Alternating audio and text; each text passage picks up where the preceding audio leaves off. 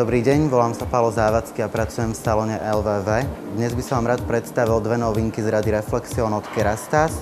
Prvou je Chroma Sensitive a je to prvý vyčisťujúci balzám pre farbené vlasy.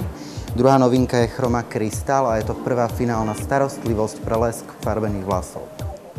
Takže čistiaci balzám Chroma Sensitive aplikujeme na mokré vlasy. Aplikujeme tam asi 5 až 10 pumpičiek. Záleží podľa hustoty a dĺžky vlasov. Balzám aplikujeme od korienkov cez celé dĺžky vlasov. Čistiaci balzám Chroma Sensitive sa necháva pôsobiť 2 až 3 minútky. Po uplynutí 3 minút pôsobenia si vlasy jemne navlhčíme. Treba si uvedomiť, že keďže je to čistiaci balzám, nebude to peniť ako klasický šampón. Snažíme sa to ale aj napriek tomu jemne napeniť.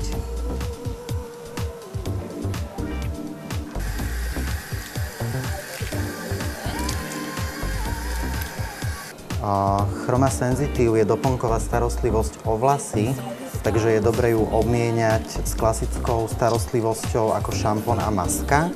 Ale pre dlhodobú ochranu farby vlasov je dobré aplikovať Chroma Sensitive 3-krát po farbení vlasov a potom už aplikovať len každé druhé umývanie.